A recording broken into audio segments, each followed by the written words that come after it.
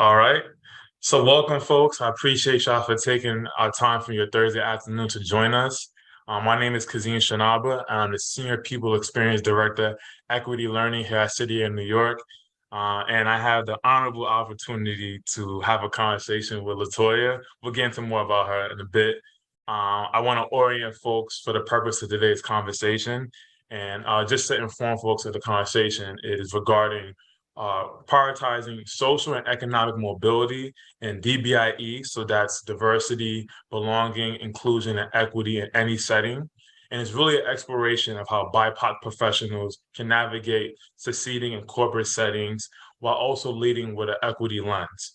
And the purpose of the discussion, and really centered on LaToya, is to really think about the experiences of a BIPOC leader that has achieved economic success while leading with the focus of equity in her own work.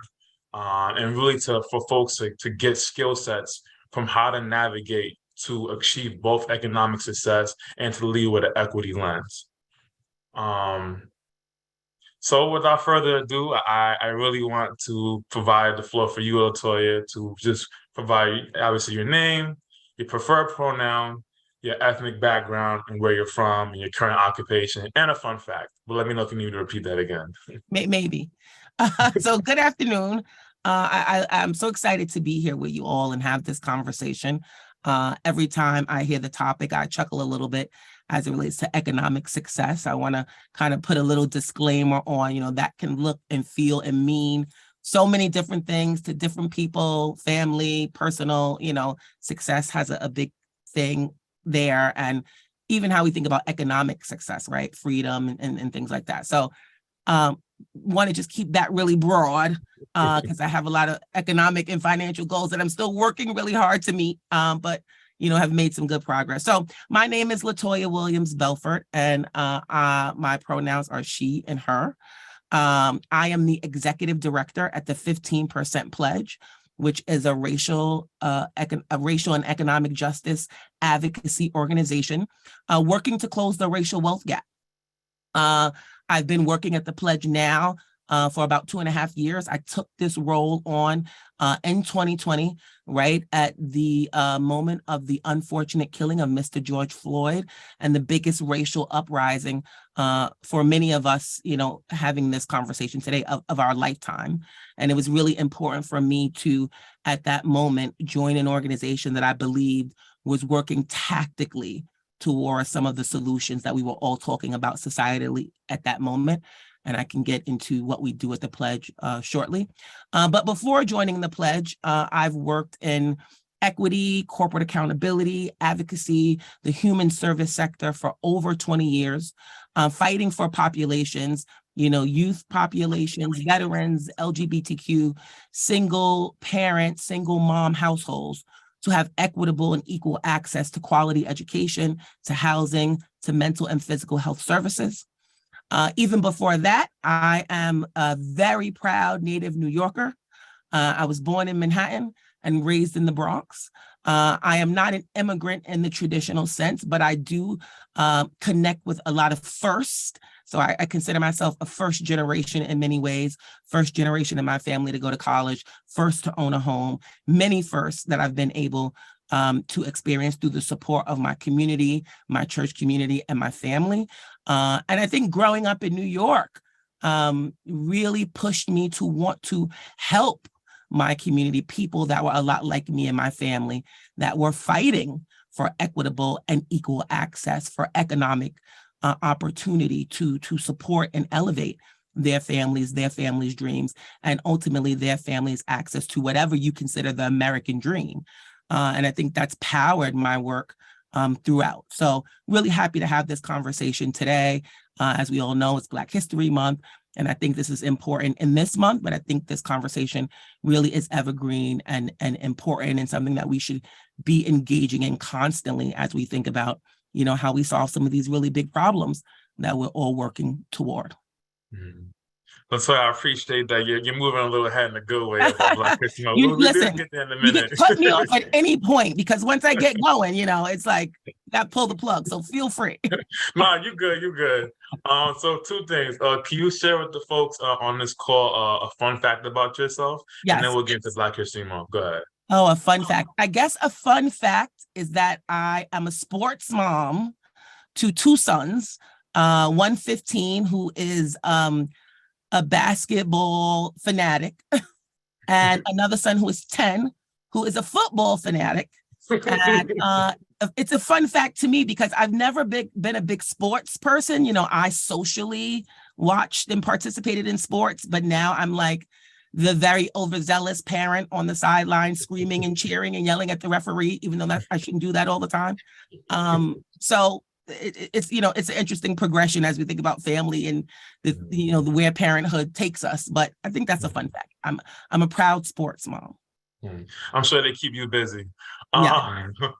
And I appreciate you for sharing that because I love asking those fun facts because it humanizes our experiences. Because I'm sure there's folks on the call who may relate or see themselves in you, so they hear that part of your identity is important. So I appreciate you for sharing that.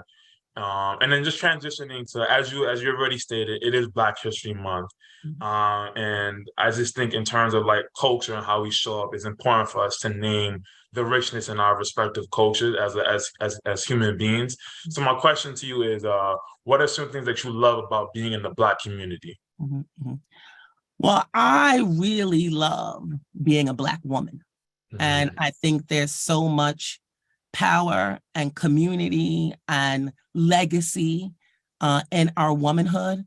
And I think there's so much learning and challenge and resilience in our experience. But I do think that we are a key fiber to this great nation's history and growth and development. And, I really love being in community with women, but really find a safe, comfortable place with Black women. So, this month and all the time, you will hear me speaking very intentionally in support of Black women and our journey in a variety of ways, personal, professional, extracurricular, and trying to support, all the nuance and challenge and resilience in our journey. Thank you for that. And is there any rituals, practices, or traditions that you have that you engage in on your day to day in regards to being a part of the Black community? I think everything. I am a proponent in my work and even in my personal discovery of my ancestry as a Black American and all that means to, again, honor the contributions of African American and Black American. And I think there's a delineation in that you'll hear me kind of vacillate between this month. And I think it's really important. But I'm also a big proponent of really double clicking on Black history being American history. And really, whenever given the opportunity, want to push to have the conversation go beyond February and throughout the year. And the work that I do, again, working to close the racial wealth gap and support Black founders. So for me, as a Black person, I am on a self-discovery journey that is parallel to my work to uncover products and services that are made by Black people and to create networks of support and opportunity to grow and develop, and work with those founders. So I think, I do that year round. I think that's important to me as a Black person to create pathways and opportunities for other people of color who have experienced systemic challenges and limitations to have equal and equitable access to, growth and development, business partnerships, et cetera. So I do that a lot. And that's important to me as a person of color, as a Black woman during Black History Month and beyond. So you're really talking to them. I really want you to hold that thought because I think we're gonna revisit that in our conversation today. Because what I'm hearing, you're speaking to a lot of your why and what you're leading with in regards to your equity lens and just how it aligns to your own being. And I definitely want to hold that thought because I feel like we're definitely gonna revisit that. But I appreciate that. Yes. So with that being said, well, the last question I actually wanted to ask, is there a message that you want to give younger people in regards to the importance of Black History Month? And you might have said it already, but I think as the future generations come into their understanding of Black History Month, what me and you may know as we grew up in school may be very different from how they've experienced it. And I was wondering, if you haven't said it already, is there something you want to impart on them in terms of how they should regard the month? Yeah, I think without getting like overly political, because we want to keep it broad and respect everybody's, beliefs. Mhm. I think that it's really important to understand that Black history is American history. And that I think it's also really important that we prioritize learning about other histories that are different from our history, and our culture, because it really helps us to obviously think more broadly about what it means to be a functioning and equitable, diverse society that values equality. And I think if you don't know the history of the people that make up your community or make up your church community or make up your workplace, then you're working from a deficit, right? Because the value of being an American is that we value diversity, and that's what makes us a great nation. And I think you have to know what that means historically. And I think in this moment of fast information and clickbait and headlines, it's very easy to be misinformed or underinformed. And I think, a little bit of politics, as we as a nation struggle to think about what we teach our kids in school, I think it's ever more important for us as community members and parents and leaders and folks that are working in, social service and even in corporate America to educate ourselves so that we can be fuller people and human beings in respect of other cultures and other life experiences. And particularly, understanding that all of those cultures have a rich history within the American story, particularly for Black people. And now so that was a big pan. I'm gonna pan a little bit more narrow to you now. I appreciate that. I'm curious to know more about, because you said that you grew up in Manhattan. I So grew I up would in the love for you, Bronx. I in grew the up in Bronx. the Pardon me, my Bronx. bad. Pardon I me, was pardon born me. in Manhattan. I don't want any I'm problems. very serious about getting those allocations correct. So I want to expand upon your upbringing, and some of your educational like a background and some of the jobs that you feel are relevant to what got you to now. And the reason why I'm asking you that is for folks, again, to see themselves into you and to see your journey and how it relates to them. Yeah. And move me along as necessary, because this is for me a very broad and intricate, story. And sometimes I can lean in on points that, we don't need to double click on in this conversation.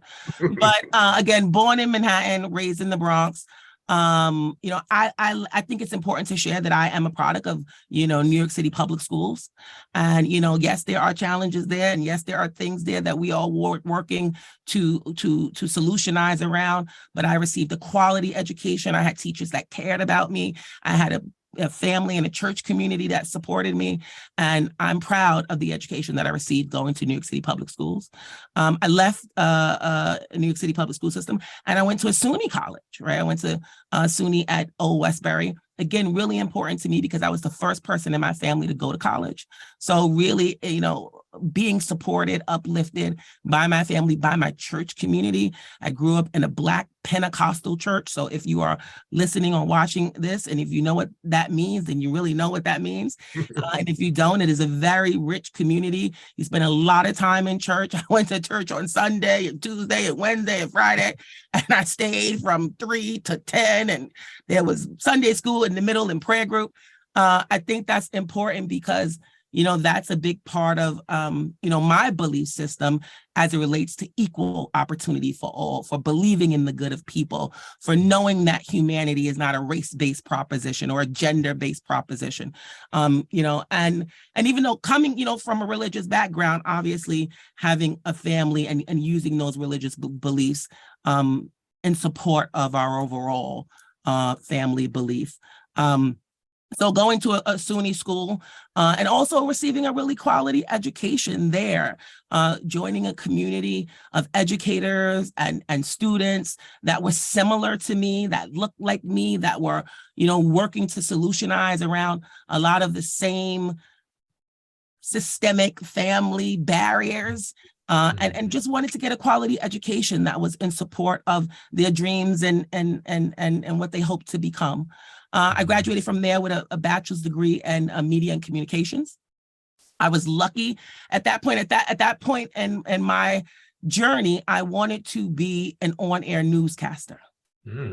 Right. So, I was, my degree is from Westbury is media and communications, but with a journalism focus, and was really set on wanting to be a newscaster.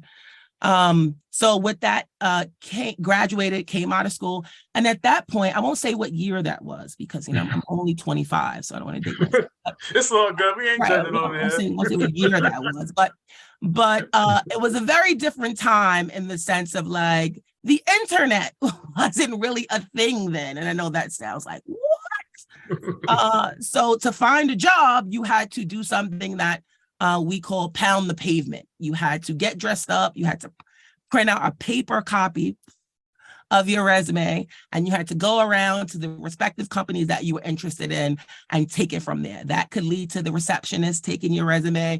That could lead to you having an on-site interview. That could lead to you bumping into the CEO in the elevator, right? And I've had all of those above experiences. And I ended up landing a job at Black Enterprise magazine. And that was really paramount to my development because in hindsight, I call that time of my career, my self-development, my personal development, it was like being in Wakanda, right? It was like being surrounded by all these super smart, well-dressed, well-presented, strategically thinking and thought professionals. If you're not aware, Mr. Graves, who is a journalism and publishing icon, started Black Enterprise magazine. You should definitely look him up and look up Black Enterprise if you're not familiar. And since then they have, .coms and, a variety of different business lines. But I started there and I was actually able to get a assistant job there, which wasn't in the news department. I got a program assistant job. And that just really, again, helped me to grow and develop, helped me to learn the importance of mentorship, in a space of folks that look like me. So I didn't have at that point to deal with navigating, almost had a privilege, so to speak. I didn't have to deal with navigating some of the adversities that comes with, race-based challenges in the workplace at that point. So I was able really to lean in and develop my muscle and a lot of my professional skills. And when I left there, I went to another company, which is funny because it's almost like a juxtaposition of how I muscled up, how I developed my professional toolkit. I went to an international company where I was maybe one of 3 Black professionals. So you see the juxtaposition, right? And so I was slammed into all that comes with being underrepresented in the company culturally, right?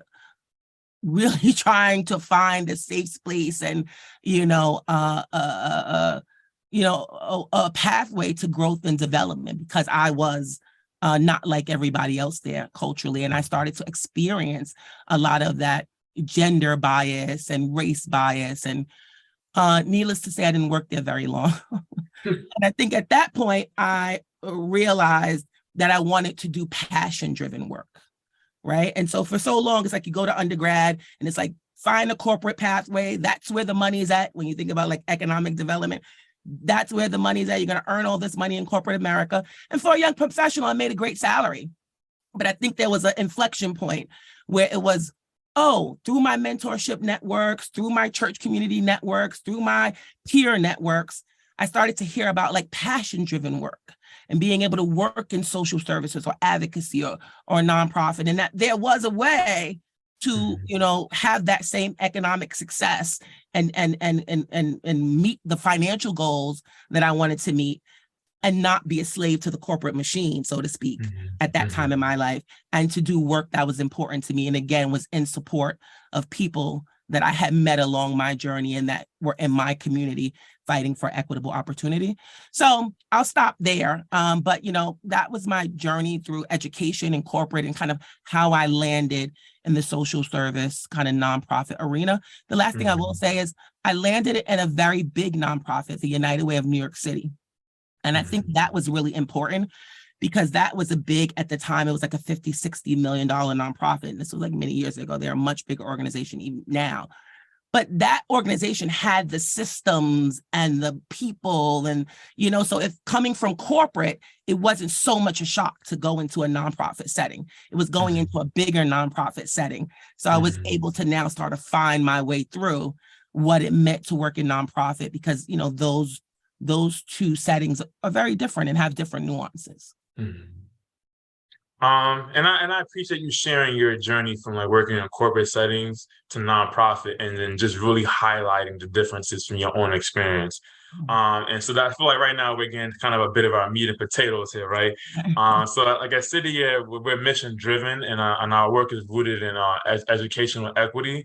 And we have AmeriCorps members, or maybe even some staff that probably contemplated and thought about going into like corporate spaces, but may feel intimidated, may feel like, I don't know if I should get into that.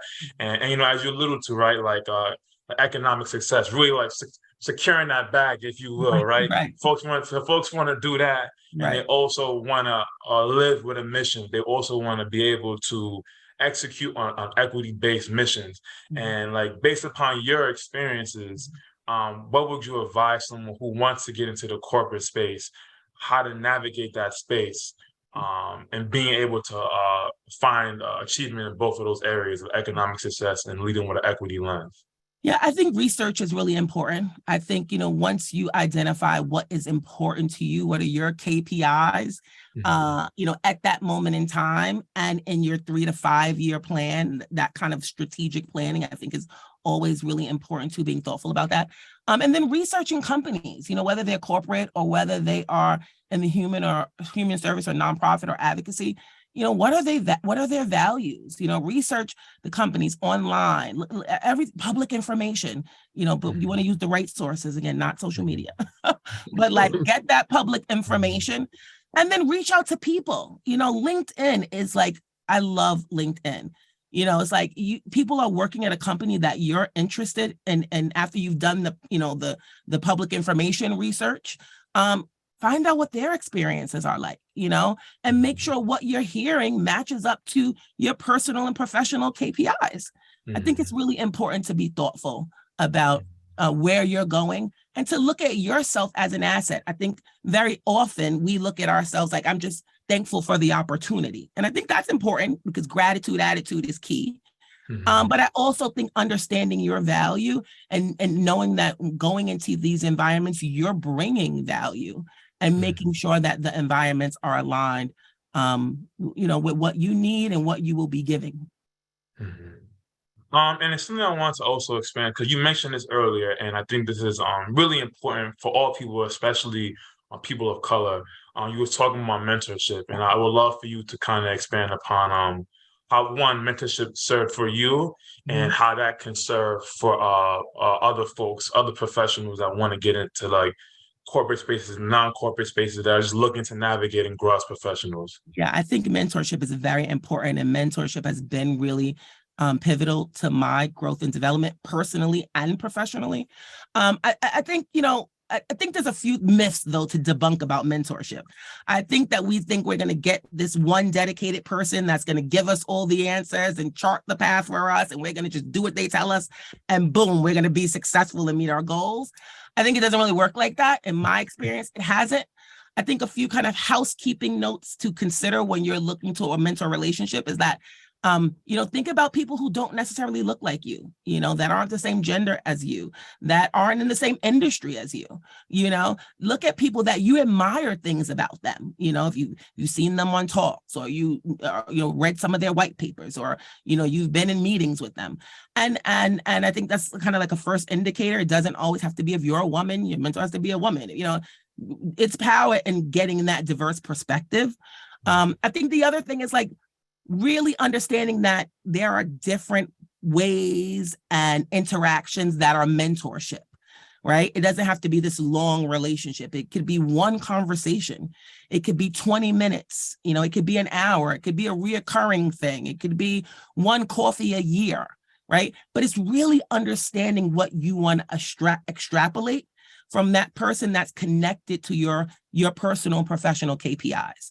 So it's like, identifying who the person is and what value you see in them, and then asking for very specific time and going to that time, really prepared to again, make the direct connection between this is the thing that I like to explore with you.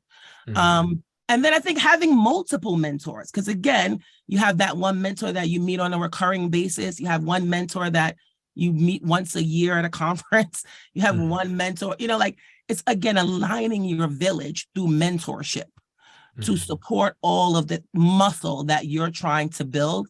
And I think I created that matrix more in retrospect. It took me a lot of starts and stops and fails where I had some mentors that were great and some that weren't great. And some would say they would mentor me and then wouldn't return my call. And it was like, okay, wait a minute. I have to create a matrix of mentorship support and a plan to help me get here. So I think planning, being thoughtful and strategic about it, research, and then kind of creating a mentorship matrix is really important. And again, some in your organization, some out of your organization. I think there are some key ways to think about a mentorship, but it is important. And I think if you haven't started that process and you aren't thinking about it, you should do it ASAP. Two things. One, I want to expand upon what you were talking about, just the duration of a mentorship. I'll be transparent. I have a personal relationship with LaToya. I consider her a friend, and you dropped a gem on me when we worked with each other before, and it resonated with me to this day. And we only had we had a couple of conversations. We didn't have ongoing conversations since then. It's been years since. But the information you told me, and to be more transparent, LaToya was in the development world when I was working in program in our previous organization. So we kind of had a dotted line relationship, and she provided some advice to me that was really helpful. And I say that to say that sometimes you'll meet people in spaces and they'll give you a little bit of advice and not resonate with you for years to come. So it's important to find those folks, to your point, LaToya, and just and to really create that matrix. And the other point I wanted to expand upon, you spoke about this 3 to 5 year plan. And I think it's really big for folks to plan in the future. And I think when everything's so present and happening now, it's hard for folks to kind of think through what their life will look like 3 to 5 years from now. Would you love to expand upon that a little bit more for folks? Yeah, I think thinking about your goals, especially professionally, and those buckets is critically important, right? Anytime, because I've been mentored and supported, mentorship is important to me. So to your point, I've been in spaces where I've been the only Black woman on the leadership team, right? And so it's really important to me to support, talent in the organization, growing talent, and try to make sure that they're thinking about their growth and development. It's a personal passion of mine, in addition to my day job. So I think I always ask that question when younger employees or other staff come to me and they have questions, and I say, well, first, what's the 2-year plan? What's the 1-year plan? And everybody's always like, what does that have to do with what I asked you? And it's because you have to center that in an overall goal, right? Everybody is just thinking about right now, what I want to do right now, how I feel right now, how my organization is treating me right now. And, in business, even as an organization leader, we're not just attacking initiatives to attack initiatives. We're thinking about a broader overarching strategy of, to support impact and how each individual thing creates impact. So I think personally, start from what is my 1-year goal? What is my 5-year goal? And that's overall, what do I want to do? You may not know where you're going to do it, if it's in your organization, if it's out your organization, if it's in a different state, if it's in a different industry, but what am I doing now? What do I like about this? What's challenging for me about this? How is this rolling into my bigger goal of how I want to make a contribution professionally? And then how am I breaking that down in incremental segments? I think helps you to digest it more. And again, a lot of this for me at this point is retrospect, right? Because when you're in the moment, you're like, there's no way I can do this. But I think if you take a breath, take a beat, as we say, and just, create these segments, it's easier, to really think about really what's important to you, what contributions you're making, and how you want to grow in those spaces. Just to give folks a highlight, LaToya is a boss, so we have a hard stop. We have a hard stop at 2:30. So LaToya, I'm gonna ask you one more question, and then I'm gonna open the floor for a Q&A. I already see a couple questions in the Q&A chat. So really, my last question to you is, in your current position as executive director at the 15%, how have you experienced, and you may not want to go too much into like your economic success, but how have you experienced that along with really leading with an equity lens at this juncture in your career? Yeah. I'll say this. I think, again, as I grow my career and utilizing some of the strategies that I talked about on this call today, and kind of what's my 3-year plan, what's my 5-year plan, and the more and more that I was able to, be in the human services sector and in the nonprofit sector, and more I knew this work was important to me. I knew that I wanted to become an executive director. Right. So I knew that I wanted to become an executive director, and I knew that I wanted to lead an organization and a mission that was rooted in supporting, populations that I had worked with along the way. Right. So it's like, for me, it was about economic success. Yes. In the sense of home ownership, and I have 2 kids I want to put through college. And again, my 15-year-old's going to college in 2 years. And some things that I wanted for my own life. So I wanted to keep growing and developing in my career so that, my economics would continue to grow and develop.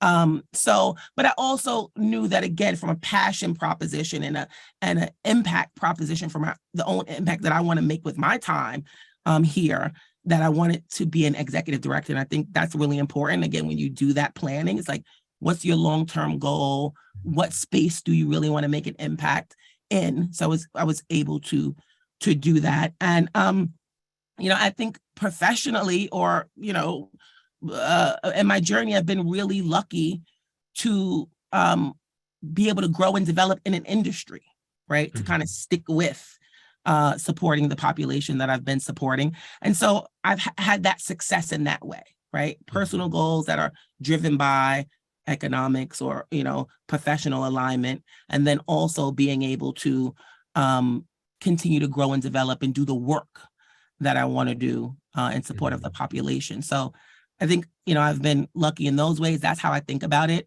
And, as I continue to grow and develop, that's how I continue to think about it. How is my work able to fuel the things that I need to do personally, and continue to meet those goals and be more economically stable?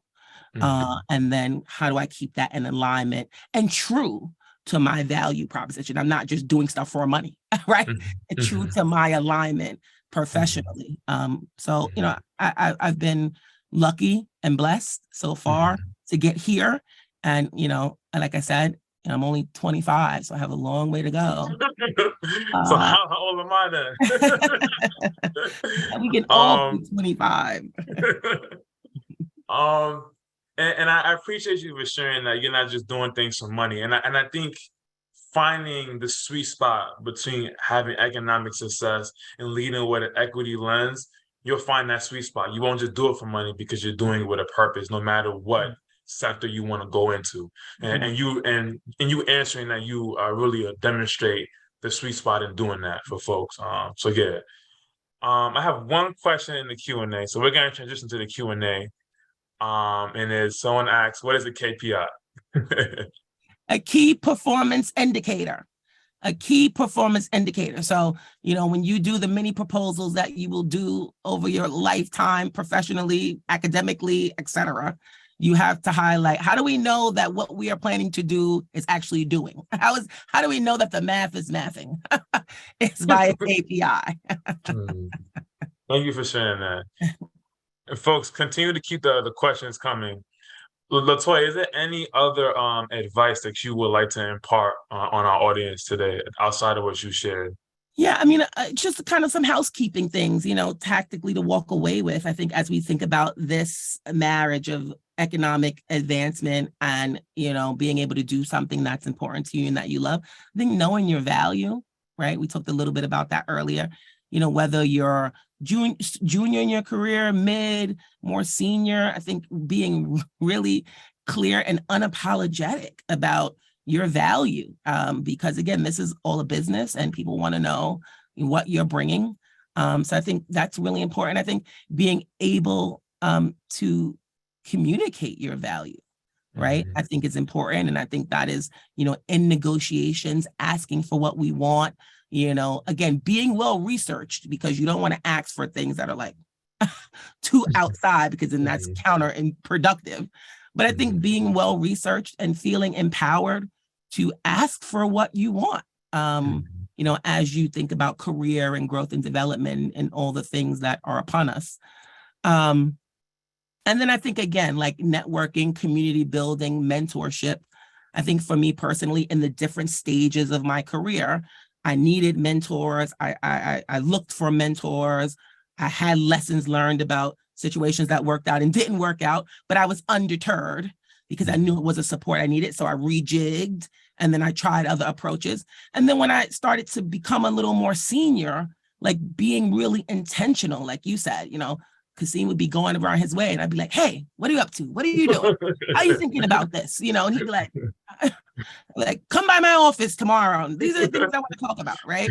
And that was really important to me, because again, it was like, I knew the supports that I had, again, good and bad, not all good, but I wanted to pour into people in ways that supported them in their goals, because that's important as well. When we think about, what I'm doing at the Pledge is a collective impact movement. There's corporations, there's Black businesses, there's consumers, right? We all get to the goal collectively. And if I think about just equity in the workplace, which means we all got to lift and pull, because that's the only way it works. If I'm only reaching goals, or 3 people are only reaching goals, those systemic problems never get dismantled. So I think we should all think about that, but especially when you're in a leadership position, really important to pour into people in that way. And there's a further question I want to ask you, and I want to highlight what you were saying about that leadership. And I think there are folks on this call, whether internal or external, I think it's important for y'all to acknowledge the position that you own as a leader, especially if you're a leader of color, and how you can mentor somebody. And based upon what LaToya said, it doesn't have to be an ongoing thing, but you have wisdom, you have the capacity to impart knowledge in someone to really inform the trajectory of one's life. So really thinking about your positionality, how you can lend yourself to support somebody. And I just wanted to ask in regards to talking about folks knowing their own worth and networking, how have you experienced LinkedIn to be helpful to you in terms of your professional journey? So I think you said earlier, use the term like shoot your shot. And there's a lot of bad connotation about that, like in DMs and other things, right? But I think that my experience on LinkedIn, which is a two-way experience, right? I've reached out to a lot of folks for a lot of things. Even before I was executive director at the 15% Pledge, as you mentioned, I was the chief development and communications officer for a few organizations. And obviously in that umbrella, fundraising was a big part of my work. And as I built my social capital and wanted to, talk to certain companies and get certain professionals aware of what I was doing, if I didn't always have a direct line, I would email people on LinkedIn. And I think, again, when you're well presented, when you're thoughtful and strategic, when you've done your research, you send a compelling message, I've always gotten a return fire. Like people have, again, at that point, I was kind of like selling something because I was fundraising, right? But it was like, you make a lot of sense to know about this amazing work we're doing for this amazing organization. Here are, a few impact points. Let's talk. People want to network, right? And then on the other side of that now, as the ED at the Pledge, my inbox is like flooded with people that are looking for professional job opportunities, for pledge takers that want to learn more about taking the pledge, for other partners that want to join the movement. So I think, again, that two-way flow is an indicator to me that LinkedIn is popping. And like, you just got to feel empowered and you got to do your research, but you got to get in the game. Mm-hmm. And again, like I mentioned earlier, stumbling is just evidence of movement. So if you send an email and nobody responds, or somebody responds and says, I don't have time for this right now, or circle back with me in 3 months, circle back in 3 months. Right? It's like, if you don't get that immediate gratification, that doesn't mean, oh, this is not going to work for me. It's like, let's keep going. LinkedIn is really a great place to connect and be in community. And again, I think people are really open to networking in that way. And you already know the old saying, closed mouth do not get fed. So you hit it on the head. And especially right now, listen, right now we're still talking through the square. So people are really dying for, like, you want to get a coffee? Like, everybody's like, you want to get a coffee? I'm like, 15 minutes. Again, take advantage of those opportunities and timeliness of where we are right now, where people are really interested in networking and being in community and some of that in-person interaction again. That window may close shortly. Well, the minute I said I'll throw in some questions, we got a lot of questions coming your way, LaToya. Hope you're ready though. I'm ready. The first one is someone wanted to ask, can you talk a little bit about the 15% pledge? And I know you talked about it, but I can imagine they probably want to know the origin, like how was it started, and what does it turn into? Yes, I can absolutely talk about the pledge. The pledge is so important to me. So the 15% Pledge is an organization that was started again in 2020 by Aurora James. So Aurora is an entrepreneur and activist, and she's the creative director and founder of an accessories line called Brother Velez. And she has had a very unique experience being a Black woman entrepreneur.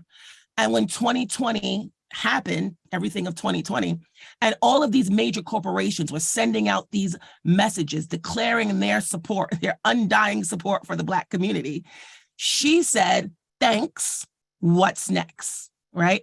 How are we going to tangibly solve these problems? Again, X company's giving $100 million, X company's giving $200 million. She's like, what is the accountability mechanism? What is the trickle down of those dollars? And like, how do we know when this isn't sexy anymore and the news cycle changes that these commitments are still being executed on? So she created the 15% Pledge. So it's a multi-year contractual agreement. We don't take on any agreements less than 4 years. And we have agreements as long as 10 years from retailers and some other partners, right, to diversify their supply chain by 15%, 15% being indicative of the approximate population of Black people in this country. And, again, we're an economic justice organization. So people say that sounds a lot like supplier diversity. And it is. Kind of with an economic justice lens. We challenge these retailers to create supports to eliminate barriers to entry. So previously, if you were a Black entrepreneur, you wanted to do business with Nordstrom, you had to have all these things and this much capital and blah, blah, blah to be able to be a merchandising partner. And now we're saying that we intricately understand the Black entrepreneur's journey within this country and how systemic racism has been a barrier for them. So we have to provide some of that support so that they do have an equitable opportunity to survive and build generational wealth. And again, work to closing the racial wealth gap. And over the last 2.5 years, again, we have 29 multi-billion-dollar companies, Sephora, Ulta, Nordstrom's, multi-billion-dollar companies have taken the pledge. We have a community, which is our business equity community of Black entrepreneurs that range in revenues from $250,000 a year upward past $10 million a year. So a business community of emerging entrepreneurs to very developed entrepreneurs. And we've been able to shift $10 billion with a B, $10 billion on our way to 11 billion, very close, in impact over the last 2 years, again, and relationship currency, wealth for Black business owners. And the goal is $1.4 trillion into the economy by 2030.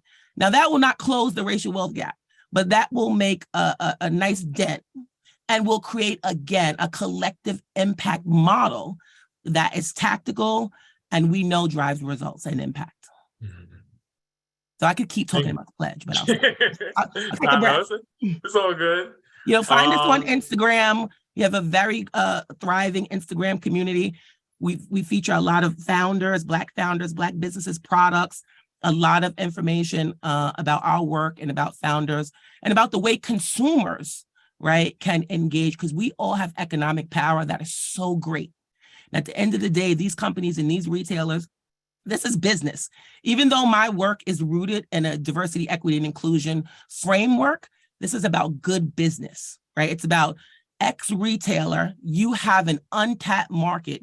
You have eluded innovation by not supporting Black business owners in the right way. And Black business owners make products that have universal appeal. It is not Black business owner and Black product only for Black consumers. You're making lipstick or you're making jewelry or, universal appeal. So this is about good, equitable business. So find our Instagram page, sign the consumer pledge on our website, and make sure that you're spending your dollars with companies that are living your values and living the values that they have publicly expressed. I have a question for you. It is, how do you know when to step away from spaces and positions that don't serve your values and goals well? When your body physically tells you this is not a good space for you to be in, right? Like, seriously. Like, listen, there are challenges. This is not a road paved with gold, right? If you want to do work, there are ups, there are downs. Because you've had some challenges in an organization doesn't mean it isn't a good organization. It means that we are all rowing, right? Especially if you are working in human service and nonprofit, we are doing double the work with half the resources, right? And you have to believe in it. So first and foremost, work somewhere that you believe that that organization is doing work that is aligned with your values and that there is a systems change in the future. Now, if you're working in a corporation, I always believe that corporations have more human capital, more dollars, more infrastructure, and there are also ways to solve. There's still gaps, right? But I think if you those things are important. But ultimately, if you come to a place where you just don't like to go to work, you are feeling unsupported by your supervisor. And I don't mean for a day or a week. If there's no way to communicate, what is challenging for you, if there's no support for you, if there's no forums for you to communicate your ideas, I tell people on my team all the time, raise your hand, raise your hand. Does that mean that every time you raise your hand, we're going to change our strategic plan? No. And you have to understand that as well. But I want to create a forum where you feel open and comfortable to contribute and you understand the process. So you understand the go and the no-go. Right. So I think, again, when you are feeling like you have done all you can, I think there's times to start planning and strategizing on what's next for you, because it's not about the company. It's about you've outgrown that time, space, and opportunity. And now you want to flex more muscle and you want to do something different. And I think there's nothing wrong with having those conversations with your supervisor. Right. I've been doing this job for 2 years. This is the part I love. This is the part I hate, because there's always a part of a job that you hate. We all, that's the reality. We wish we could all 100% of the time do what we love, but there's always things that are like, oh, let me just grit through this. But I think when you get to a real impasse, have that conversation with your supervisor. I think you will know when you are ready to grow and develop. And I love the way you framed it, grow and develop. It's not like more like I'm miserable, I want to get out of here. That's the indicator it's time for you to transition and grow. Yeah, I think let's for 2023, let's be strength-based. It's not about the company. It's not about my supervisor hates me. I mean, sometimes, listen, you don't have a good supervisor. That is true. Sometimes the company is just not a good fit for you. That is true. And you have to acknowledge those things. But ultimately, you have to empower yourself to, again, rally those folks in your community, talk to your mentors, and figure out, okay, maybe this part of my plan is coming to an end and it's time, even if it feels uncomfortable. Because that's another thing. Like, sometimes we just are afraid or we get comfortable.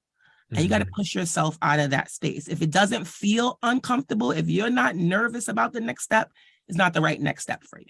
I think Oprah Winfrey said when she started her production company, that like the first day she walked in there, like there was a little pee. She peed on herself just a little bit because she was very nervous about, going from being a personality to being a production company executive. And I think there's that saying that you're not living big enough if you are too comfortable or complacent and you don't feel that nervousness as you grow and develop.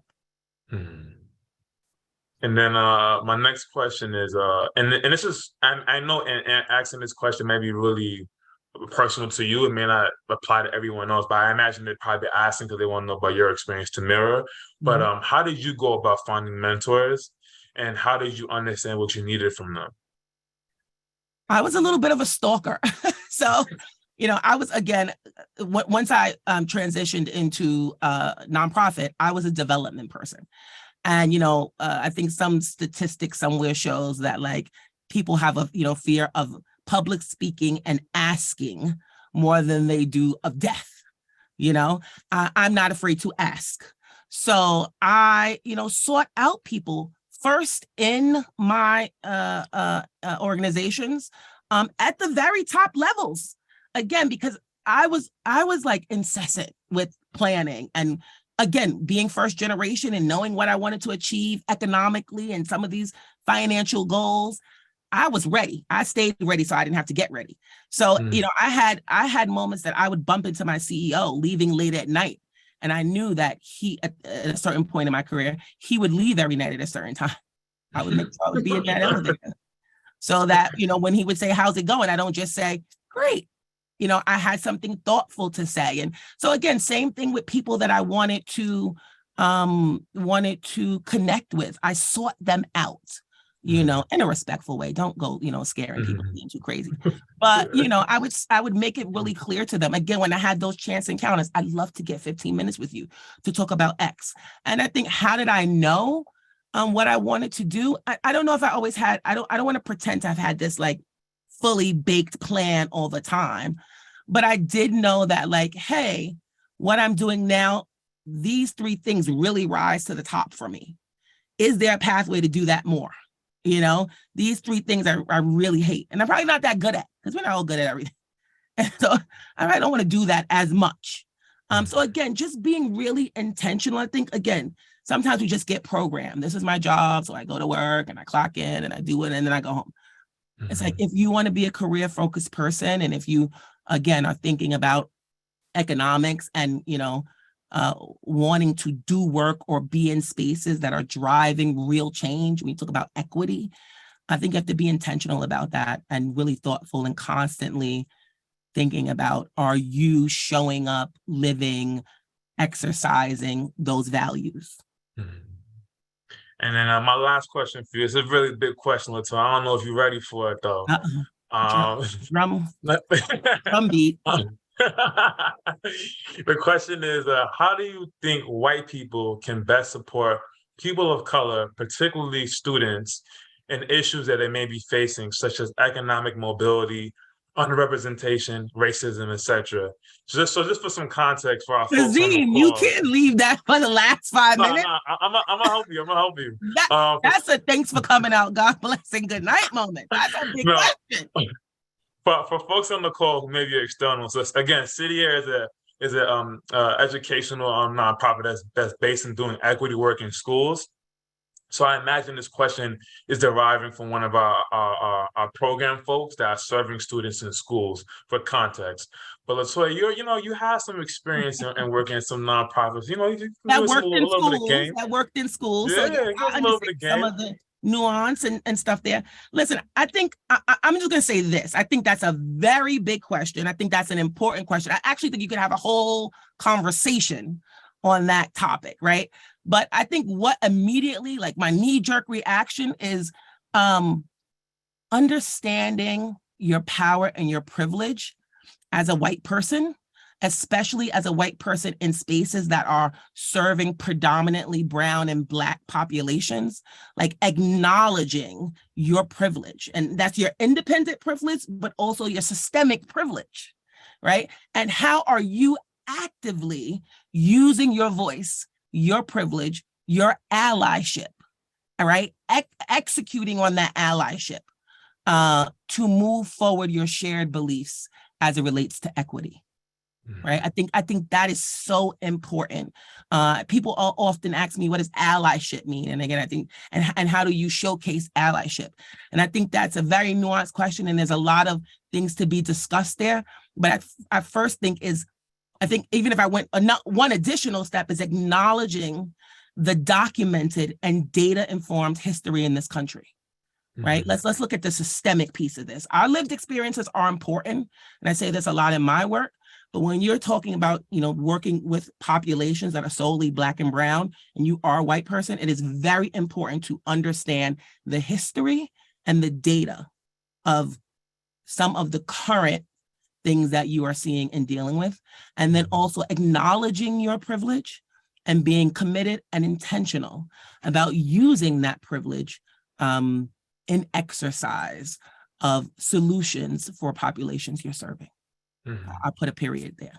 And the only thing I'll add to that, LaToya, just more in particular in the realm of school, is that if you're a white person, you utilize your privilege to create programming for students. So in your school, so how are you creating like groups and initiatives that allow students of color to see themselves and who they are, honoring who they are, their identity, and also providing opportunities and pathways for them to see themselves in those positions. So you utilize yourself to collaborate with the folks in the school to create such programs, to create the conditions for them to see themselves and really to set up that trajectory for them wherever you're at.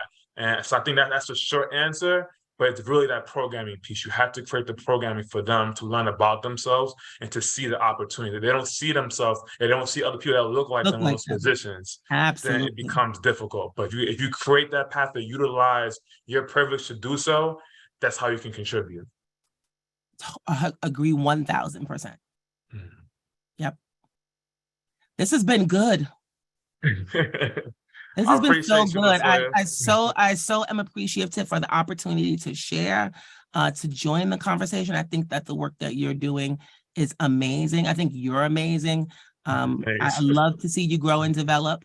Again, when we talk about representation, when we talk about just preparedness and education and showcasing the humanity of a Black man, I am in celebration of that. So keep doing what you're doing and invite me back. Let's keep talking. We definitely gonna invite you back. And I'll say, LaToya, I see myself in you. So when you see me, I see you. And again, like for you to see where you at right now, I'm inspired and just like I'm at awe of you to see where you at. So that was like really honest. I'm not trying to gas it. It was an honor to get you on here. I was a little nervous. I don't know if you had time to come on here, you know what I mean? But like for real, no, though, like I see important. You too. It takes us all. So for everybody who gave time to join today, everybody that listened to me talk about, my journey and what I am hopeful to do, I appreciate you. I thank you. It takes us all doing a little bit or a lot to, I have 2 Black sons, I say all the time, and I want this world to be a better place for them and all the young people that come behind us. What has been done in the past has been done in the past, but how are we right-sizing some of this stuff so that we can have our fullest human experience? So keep doing what you all are doing. It takes us all, collective impact. Thank you for the time. And as Nipsey Hussle would say, the marathon continues. Heard you. Appreciate that. Thank you.